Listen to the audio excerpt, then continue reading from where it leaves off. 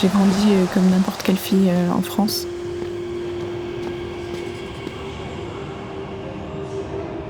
Dieu merci, moi j'ai manqué de rien et j'ai tout eu quand j'étais petite.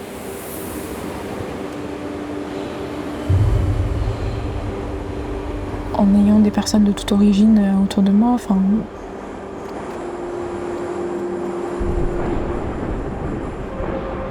J'ai eu des amis, j'ai fait ma vie, j'ai joué au basket des petites.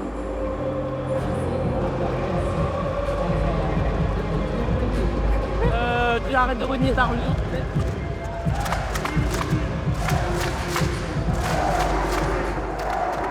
Et là, d'un coup, à partir du moment où j'ai commencé à mettre le foulard, il y a énormément de portes qui se sont fermées.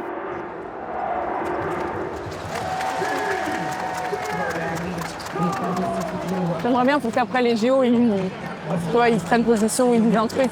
D'ailleurs, le fait que les athlètes voilés français ne peuvent pas jouer des jours d'actualité, ouais.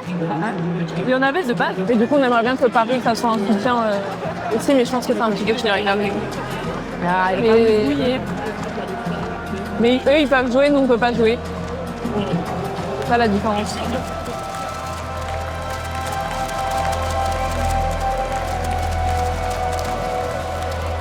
Je vois l'invisibilisation, je la sens, je suis déjà entrée. En France, l'interdiction du port du foulard s'étend et aujourd'hui elle est arrivée jusqu'au sport, ce qui fait qu'aujourd'hui on ne peut plus jouer avec notre hijab de sport. C'est pour ça qu'on a besoin de faire parler de cette interdiction et surtout de notre mobilisation en France, mais aussi à l'étranger.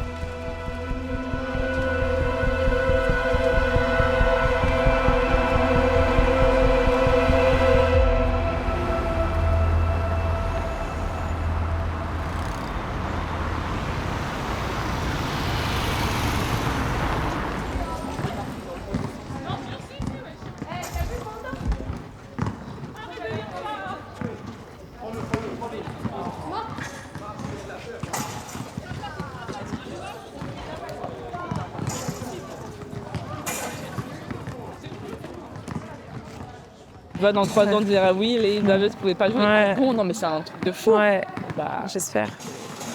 J'espère. Ça me fait chier, à chaque fois j'en parle au taf. En fait, c'est la réaction des gens qui me rend ouf. Mais réagis comment? C'est la phrase, pourquoi elle l'enlève ça? Ça me rend folle. Tout le monde, c'est la première réaction des gens. C'est la première phrase que les gens me sortent en général. Même plus c'est les règles, moi j'ai trop peur de me prendre une amende, ça je me rappelle. C'était mon avocate, ma porte-parole quand je suis pas là. Mais est-ce que du coup toi tu nous en veux de pas avoir boycotté au fond de toi? C'est pas que je vous en veux pas du tout. Par contre, je pense que si vous aviez dit ouais non on boycotte, j'aurais été plus contente. Ouais.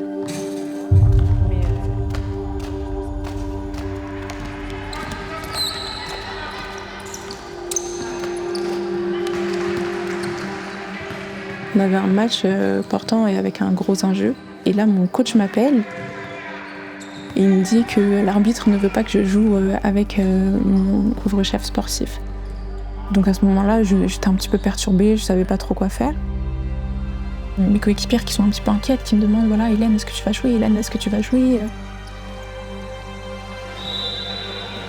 Et je reste sur le banc et à ce moment-là, j'avais envie de parler à personne. Franchement, pendant tout le match, j'avais plus envie d'être là. Mais moi, je sais et je sens que s'ils pouvaient nous interdire l'accès aux bâtiments publics, nous interdire l'accès au gymnase, ils le feraient. Forcément, il y a eu plusieurs filles qui ont été interdites de jouer et qui ont fait face à cette interdiction. Et donc, il y a des clubs, des présidents, des joueuses qui se sont mobilisés. On a créé le collectif Basket pour toutes qui lutte contre les discriminations dans le basket français.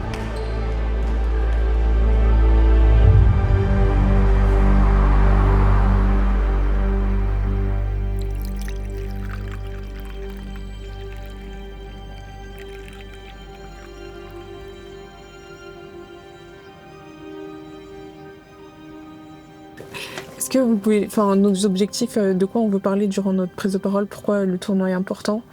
Et donc on veut que les filles jouent, ça c'est notre objectif principal pour le tournoi. Mais après on avait un call to action, qu'elles rejoignent Basket pour toutes. Moi, ce que je me disais dans ma tête, c'est première chose, c'est l'objectif, c'est de se rassembler. Parce qu'il y a, en vrai, il y a Baller, il y a Basket pour toutes, il y a les influenceurs, il y a les filles qui jouent. On n'a jamais réussi à se rassembler. On nous a empêchés aussi de nous rassembler. Donc là, voilà, c'était important de se rassembler, c'est la première chose. J'ai hâte de jouer, mais je pense que mon équipe va pas aller très très loin. Désolé les filles. Et ouais, j'espère que aussi il y a beaucoup de gens qui vont rejoindre Basket pour toutes. Par contre, il faut qu'on soit prêt à leur donner de quoi faire. Sur les arbitres. Et Referee Time, ils sont sous pression de la FFBB. Et en fait, ils ont fait le premier événement bowler et depuis, ils font plus d'événements parce que leurs arbitres sont affiliés à FFBB. Et c'est pour ça aussi que l'événement bowler à Uzi a été annulé comme pour nous.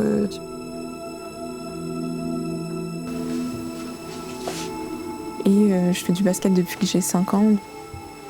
Il y a des moments où je suis triste, il y a des moments où je suis énervée, il y a des moments où je me sens juste vide. J'ai vécu ou des interdictions ou des discriminations islamophobes dans mon stage, au basket, dans la rue. Et donc parfois ça se cumule en fait.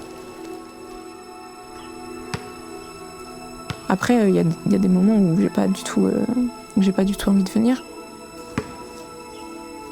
Je le fais aussi par résistance, je pense. On veut pas nous voir, je serai là quand même.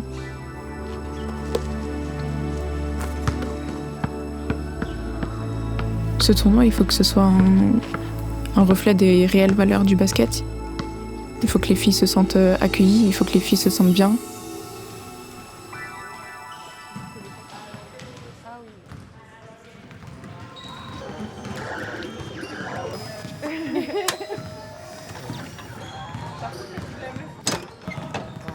Il y en a des différents par exemple. Il y a les, Au milieu, il y en a. il y a les petits sur le cœur. Pas mal. Et les grands, les petits sur le cœur et les grands. Et ton préféré, c'est? Mon préféré. Voilà. Tu préfères lequel? Voilà. C'est unanime. Non, c'est pas unanime. C'est... Non, parce qu'il y a toi. Ok.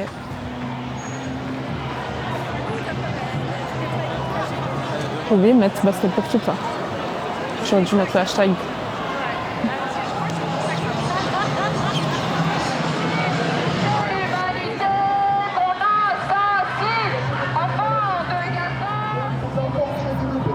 Tu peux faire un demi-tour, s'il te plaît? Parfait. Merci.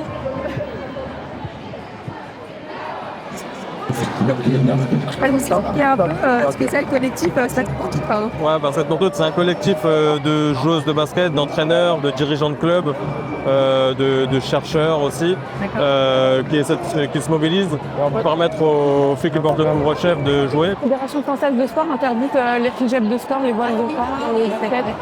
Ça s'étend, malheureusement, ça s'étend à tous les sports. Les clubs de basket, c'est vraiment des laboratoires de vivre ensemble. Il n'y a pas de JO là. Pour les filles, oui. Pour les filles musulmanes qui portent des fleurs, non. Pas les françaises, pas les françaises. Les étrangères, oui, les françaises, non. Ah ouais, c'est stupide ça. Ah oui, non, mais c'est Ça veut dire que si t'es né en France, t'as le droit de porter le voile. Si on concourt pour un pays étranger, on peut. Par contre, si on représente la France, on peut pas.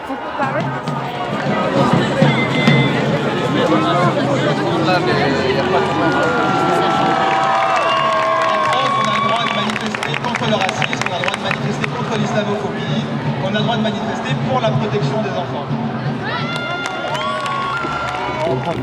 En France, il y a un climat généralisé d'islamophobie systémique, puisque à la rentrée, dans les écoles, on a interdit l'abaya. Là, c'est dans le sport, on interdit les femmes qui portent le couvre-chef de pouvoir jouer. Donc on se rend compte que c'est dans plein de domaines que pour les musulmans, c'est compliqué.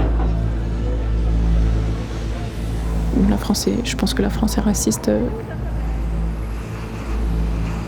Et j'ai grandi en tant qu'enfant métisse, très à l'aise avec ces deux cultures, avec qui j'étais, avec mes parents, avec ma couleur de peau, avec ma religion.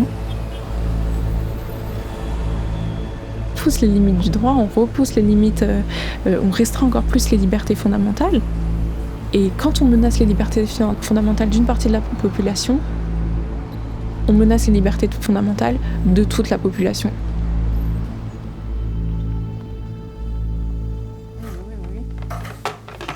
Ah, t'as mis du poulet aussi?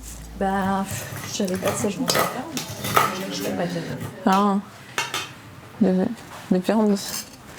La Fédération internationale n'y voit aucun inconvénient.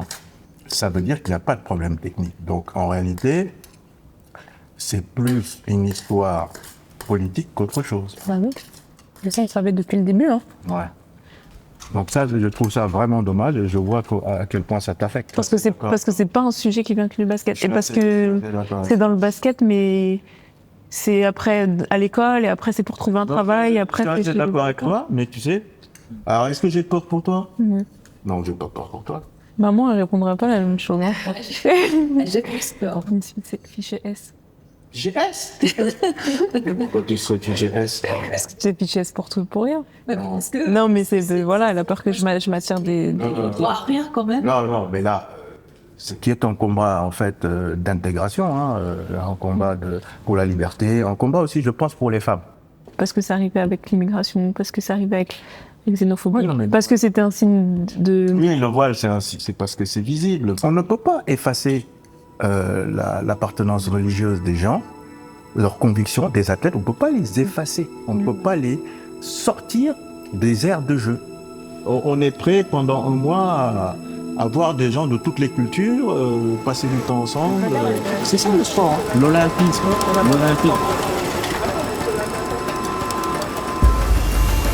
Salam alaikum, Jabal. Je voulais te demander si jamais tu avais le temps avant demain de faire une toute petite vidéo, 30 secondes, 1 minute, ce que tu veux, pour annoncer le tournoi.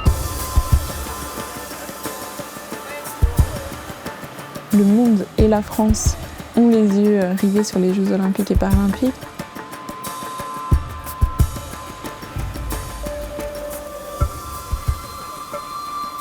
On sait que ça va être un grand moment de médiatisation, qu'il va y avoir plein de choses de médiatisées. Et on sait aussi que c'est une opportunité pour nous de dénoncer ce qui se passe dans le basket.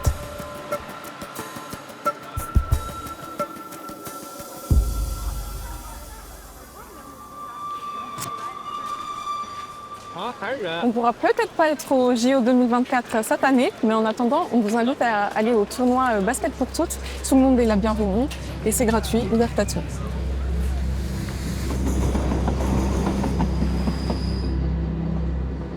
Et on a un petit peu galéré à l'organiser au début parce qu'on n'arrivait pas à trouver des salles.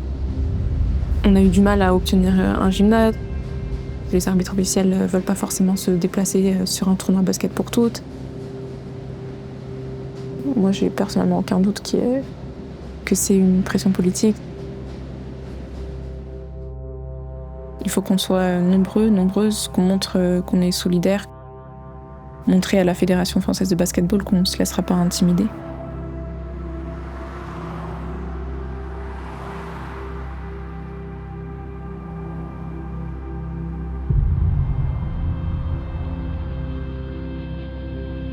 Bonjour madame. Je m'appelle Hélène Bach, je fais partie du collectif Basket pour toutes, dont vous avez sûrement entendu parler. Je demandais vraiment si on pouvait obtenir un rendez-vous avec un membre du bureau fédéral ou avec d'autres représentants de la FFBB. Eh bien, ça serait bien qu'on nous les explique. Parce que la Fédération française de basket, il y a des fédérations françaises nationales qui autorisent le port du couvre-chef sportif.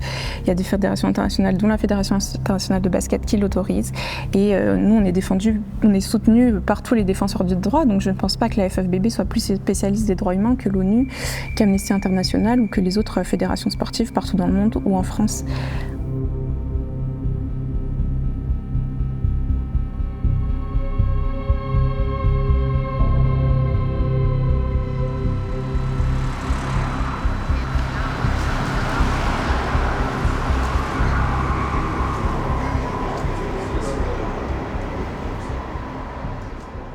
Mais faut les forcer à nous répondre. Surtout qu'en décembre, il y a les élections de la fédération. Ouais. On a envoyé un mail à titre individuel, pas de réponse. On a fait un courrier avec 70 clubs. Déjà, le truc qui n'a jamais eu lieu en France, pas de réponse. Donc, on a fait signer une lettre de 80 athlètes. De 80 athlètes internationaux, la méga star de WNBA a signé. Mais la saison prochaine, j'ai vraiment du mal à l'envisager parce qu'en termes de motivation, l'argent perdu, le temps perdu, les conséquences sur la santé. Ouais, tout ça. On était où on m'a dit, il faut en train d'écrire des courriers à la FFBB ou en train d'écrire tout ça. Et ça prend tellement de temps et je me dis, j'avais pas prévu de passer mon année comme ça. J'avais vraiment pas prévu de passer mon année comme ça. Et moi, quand plus je vois les conséquences que ça a eu sur la vie perso ou professionnelle, je me dis, mais c'est de la folie. Toi, t'as trop souffert, toi. En fait, je suis vu comme un extrémiste aujourd'hui à cause de ça. De base, je suis pas un... Voilà, on dit je suis un politique qui veut mélanger la politique et le sport, mais non, pas du tout. Moi, de base, j'ai pas d'ambition politique. Un basketteur qui est devenu entraîneur et j'aime entraîner.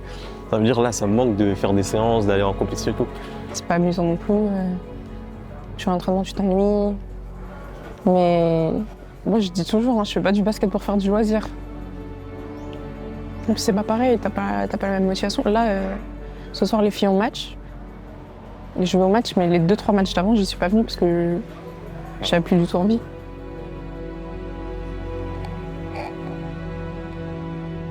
Je me dis, qu'est-ce qu'on peut faire de plus à part continuer à les mettre sous pression? Ouais, je pense qu'il faut continuer faut taper de plus en plus fort. De plus en plus souvent? De plus en plus souvent pour qu'ils soient obligés de nous répondre au bout d'un moment donné. Si on fait des actions pendant les AG, plus les médias qui sont externes, plus potentiellement les manifestations, ils vont être assaillis de partout. Mais ça prend du temps, de l'énergie, il faut qu'on s'organise. For the reading of the script, you need to look straight at the camera because you want to be looking at the people watching. Yeah, not here. Notre différence, c'est notre victoire. Sur le terrain, nous sommes toutes et tous égaux. Après, notre stratégie, nous, ça a aussi été d'aller chercher des personnes à l'international, puisqu'on sait qu'en France, le sujet est très tabou et le sujet est mal compris. The worst thing is, as French people, we're so used to it that it doesn't shock us anymore, but it should be shocking. So, as you can see, this rule affects younger girls and older girls, professional, not professional, at the district level, at the Olympic level. It's a public health issue, it's a social issue, it's a gender issue. Notre terrain, c'est notre territoire. Il est ouvert à tous, sans limite d'âge, d'origine, de religion. Si tu veux venir samedi, un petit tournoi à Noisy Sec, t'es la bienvenue. Et le but, c'est de faire connaître Basket pour toutes et aussi de permettre aux filles qui ne peuvent pas jouer en compétition de pouvoir jouer et de pouvoir profiter et de recruter potentiellement des membres si les gens veulent rejoindre Basket pour toutes. C'est pas une affiche de Victor se tourne avec, ça montre ça tout le monde. Tu fais vraiment ma première com. Et c'est comme ça, en fait, qu'on aura vraiment des réseaux forts et... soignés et qu'on soit fort, ouais. Non, mais tout à fait, voilà. Je sais. Voilà. Que nous toutes, les gamines du basket, sommes fiers de notre appartenance. C'est bien ça, dans même okay. Mondial et tout. Ouais.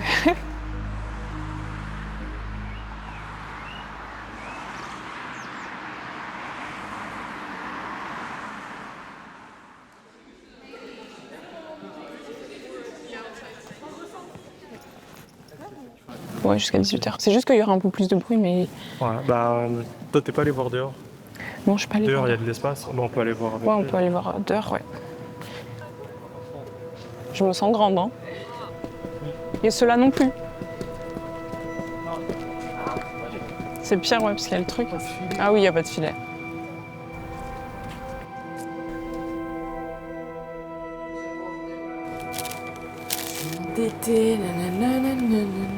Ouais. Tu vas jouer, là? Ouais. Sur une échelle de 1 à 10. T'es optimiste comment? Je sais pas, on est plusieurs en vrai. Heureusement qu'on est plusieurs d'ailleurs. Ouais. Mais toi d'ailleurs, tu comptes faire quoi là en septembre? Je pense pas que je vais me réinscrire. Je pense que je vais... Je sais pas quel sport je vais faire, mais je pense pas que je vais me réinscrire. Tu veux faire un autre sport? Bah, je me vois pas ne pas faire de sport, mais je me vois pas refaire une saison comme ça. Ouais, c'est ça. Donc ça me saoule, c'est pas la même chose le basket sans toi. Mais est-ce que tu pensais que tu allais avoir t'allais pouvoir arriver à changer les choses avant la prochaine saison? En vrai, c'est les JO ou rien. Ouais.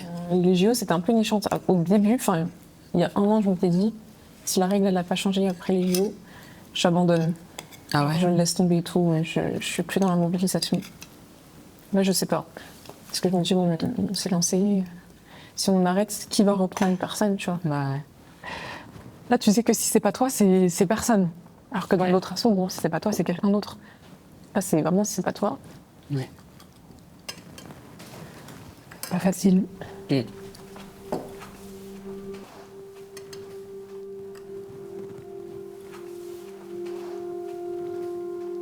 Moi, je me dis, dans 10 ans, ça sera peut-être la norme, ça.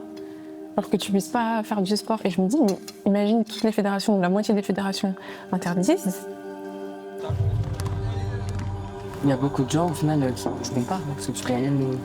Je pense que les gens se rendent pas compte que c'est pas juste le basket, quoi.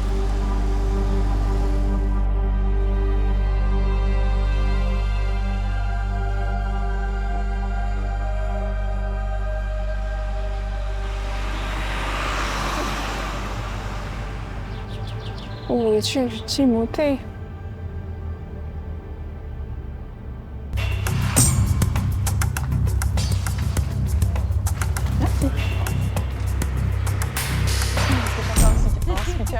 Mais c'est aussi qu'on trouve un endroit sans trop de bruit et il y a les terrains extérieurs.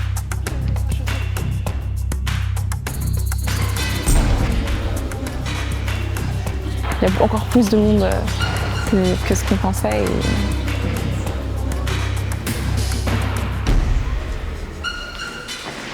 J'en oublie, je ne vais pas tous en citer, mais il y a beaucoup de monde.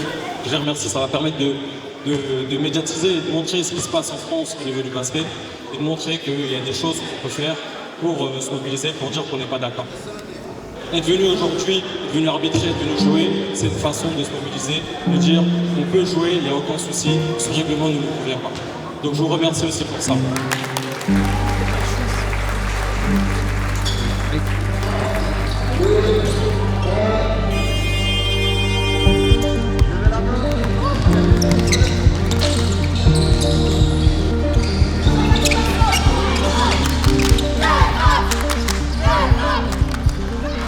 Il y a des filles qui vont grandir et elles vont dire non mais dans le sport tu peux pas le porter.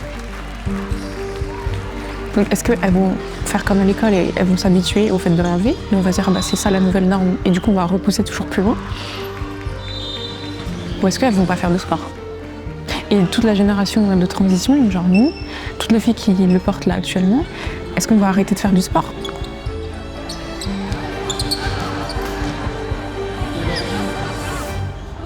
Parce que quand une règle est injuste, on se mobilise et on se mobilise jusqu'au bout.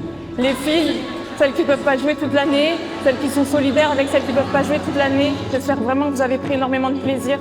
Et ce tournoi, c'est un tournoi solidaire et c'est un tournoi qui permet à toutes les joueuses de jouer, quelle que soit leur origine, quel que soit leur niveau, quelle que soit leur conviction. Et vous êtes brillantes, vous êtes fortes, vous êtes courageuses. Et j'espère vraiment, mais de tout cœur,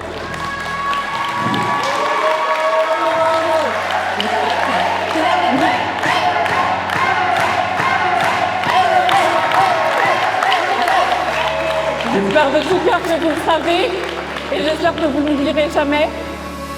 Merci beaucoup à tout le monde et à la prochaine et bonne finale les filles.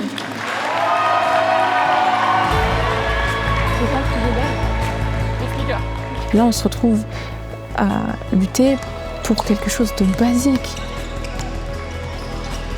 Et j'espère qu'elle comprendra à ce moment-là qu'on peut très bien représenter la France et être musulmane, qu'on peut très bien représenter la France et ne pas être blanche, qu'on peut très bien représenter la France et porter le foulard.